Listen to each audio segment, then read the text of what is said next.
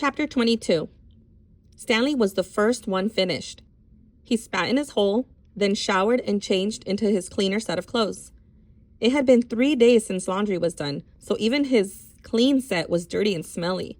Tomorrow, these would become his work clothes, and his other set would be washed. He could think of no reason why Zero would dig his hole for him. Zero didn't even get any sunflower seeds. I guess he likes to dig holes, Armpit had said. He's a mole, Zigzag had said. I think he eats dirt. Moles don't eat dirt, X-Ray pointed out. Worms eat dirt. Hey, Zero, Squid had asked. Are you a mole or a worm? Zero said nothing. Stanley never even thanked him, but now he sat on his cot and waited for Zero to return from the shower room. Thanks, he said as Zero entered through the tent flap. Zero glanced at him, then went over to the crates, where he deposited his dirty clothes and towel. Why'd you help me? Stanley asked. Zero turned around. You didn't steal the sunflower seeds, he said. So, neither did you, said Stanley. Zero stared at him. His eyes seemed to expand, and it was almost as if Zero were looking right through him. You didn't steal the sneakers, he said. Stanley said nothing. He watched Zero walk out of the tent. If anybody had X-ray vision, it was Zero. Wait, he called, then hurried out after him. Zero had stopped just outside the tent, and Stanley almost ran into him. I'll try to teach you to read if you want, Stanley offered. I don't know if I know how to teach, but I'm not that worn out today since you dug a lot of my hole. A big smile spread across Zero's face. They returned to the tent, where they were less likely to be bothered. Stanley got his box of stationery and a pen out of his crate. They sat on the ground. Do you know the alphabet? Stanley asked. For a second, he thought he saw a flash of defiance in Zero's eyes, but then it passed. I think I know some of it, Zero said. A, B, C, D? Keep going, said Stanley. Zero's eyes looked upward. E, F, said Stanley. G, said Zero. He blew some air out of the side of his mouth. H, I, K, P? H-I-J-K-L, Stanley said. That's right, said Zero. I've heard it before. I just don't have it memorized exactly. That's all right, said Stanley. Here, I'll say the whole thing just to kind of refresh your memory. Then you can try it. He recited the alphabet for Zero, then Zero repeated it without a single mistake. Not bad for a kid who had never seen Sesame Street. Well, I've heard it before, somewhere, Zero said, trying to act like it was nothing. But his big smile gave him away. The next step was harder. Stanley had to figure out how he should teach him to recognize each letter. He gave Zero a piece of paper and took a piece for himself. I guess we'll start with A. He printed a capital A, and then Zero copied it on his sheet of paper. The paper wasn't lined, which made it more difficult. But Zero's A wasn't bad, just a little big. Stanley told him he needed to write smaller, or else they'd run out of paper real quick. Zero printed it smaller. Actually, there are 2 ways to write each letter, Stanley said, as he realized that this was going to be even harder than he thought. That's a capital A, but usually you'll see a small a. You only have capitals at the beginning of the word, and only if it's at the start of the sentence, or if it's a proper noun, like a name. Zero nodded as if he understood, but Stanley knew he had made very little sense. He printed a lowercase a, and Zero copied it. So there are 52. Said Zero. Stanley didn't know what he was talking about. Instead of 26 letters, there are really 52. Stanley looked up at him, impressed. I guess that's right. How'd you figure that out? He asked. Zero said nothing. Did you add? Zero said nothing. Did you multiply? That's just how many there are, said Zero. Stanley raised and lowered one shoulder. He didn't even know how Zero knew that there were 26 letters in the first place. Did he count them as he recited them? He had Zero write a few more upper and lowercase a's, and then moved on to a capital B. This was going to take a long time, he realized.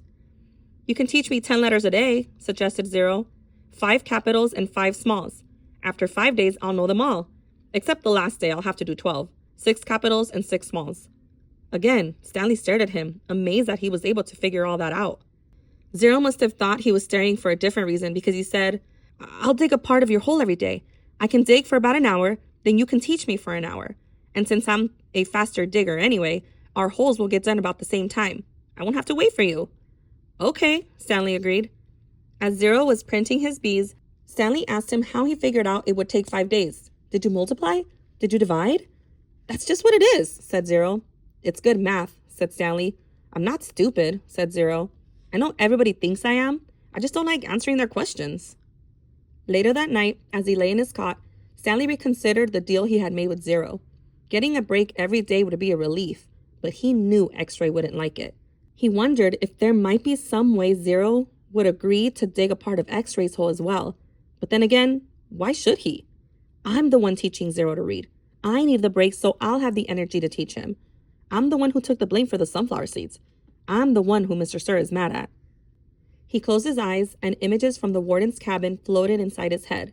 Her red fingernails, Mr. Sir writhing on the floor, her flowered makeup kit. He opened his eyes. He suddenly realized where he'd seen the gold tube before. He'd seen it in his mother's bathroom, and he'd seen it again in the warden's cabin. It was half of a lipstick container. KB? KB! He felt a jolt of astonishment. His mouth silently formed the name, Kate Barlow, as he wondered if it really could have belonged to the kissin' outlaw.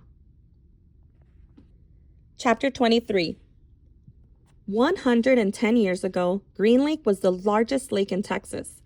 It was full of clear, cool water, and it sparkled like a giant emerald in the sun. It was especially beautiful in the spring, when the peach trees, which lined the shore, bloomed with pink and rose-colored blossoms. There was always a town picnic on the 4th of July. They'd play games, dance, sing, and swim in the lake to keep cool. Prizes were awarded for the best peach pie and peach jam. A special prize was given every year to Miss Catherine Barlow for her fabulous spiced peaches.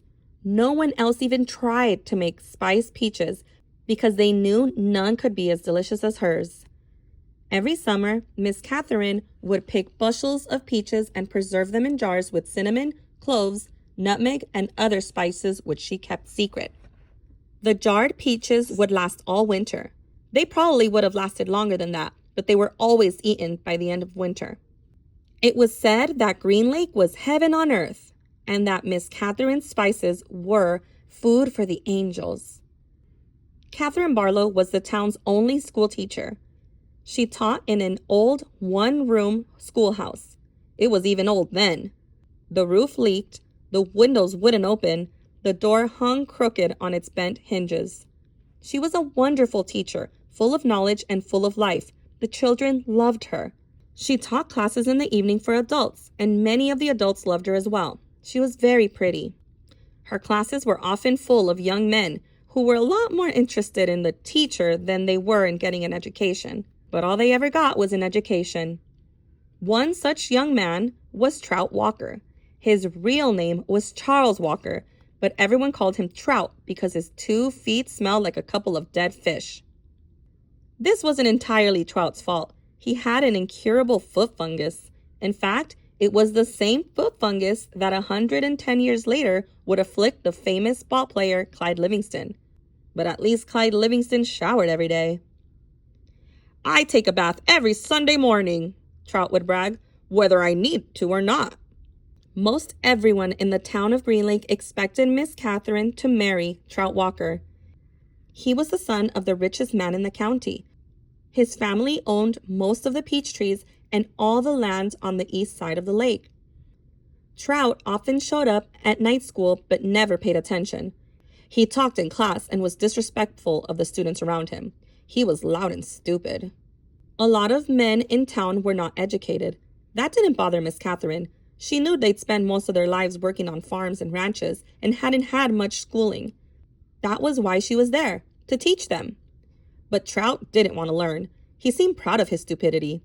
How'd you like to take a ride on my new boat this Saturday? He asked her one evening after class. No, thank you, said Miss Catherine. We've got a brand new boat, he said. You don't even have to row it. Yes, I know, said Miss Catherine.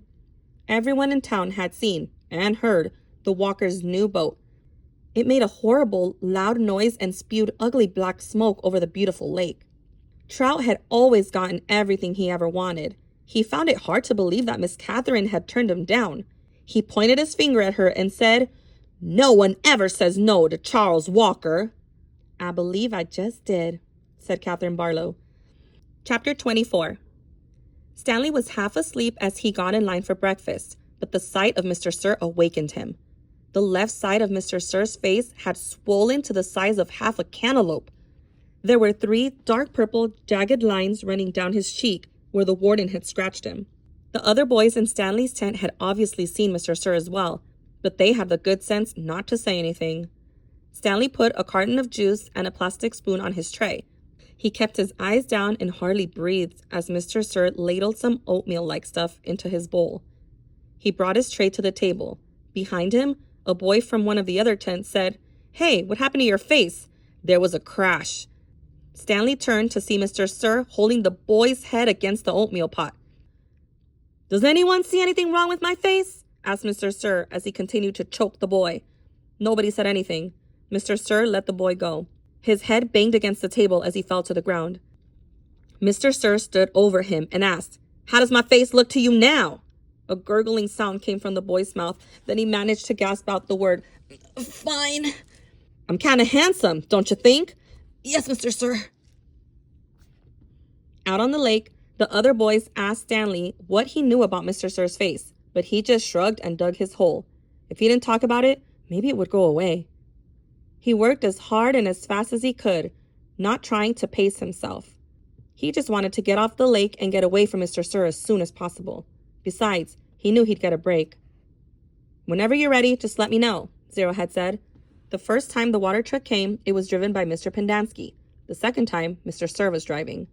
No one said anything except, "Thank you, Mr. Sir," as he filled each canteen. No one even dared to look at his grotesque face. As Stanley waited, he ran his tongue over the roof of his mouth and inside his cheeks. His mouth was as dry and as parched as the lake. The bright sun reflected off the side mirror of the truck, and Stanley had to shield his eyes with his hand.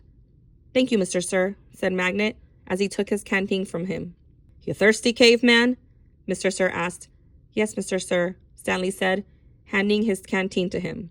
Mr. Sir opened the nozzle and the water flowed out of the tank, but it did not go into Stanley's canteen. Instead, he held the canteen right next to the stream of water. Stanley watched the water splatter on the dirt, where it was quickly absorbed by the thirsty ground. Mr. Sir let the water run for about 30 seconds, then stopped. "You want more?" he asked. Stanley didn't say anything. Mr. Sir turned the water back on, and again, Stanley watched it pour onto the dirt. "There, that should be plenty." He handed Stanley his empty canteen. Stanley stared at the dark spot on the ground, which quickly shrank before his eyes.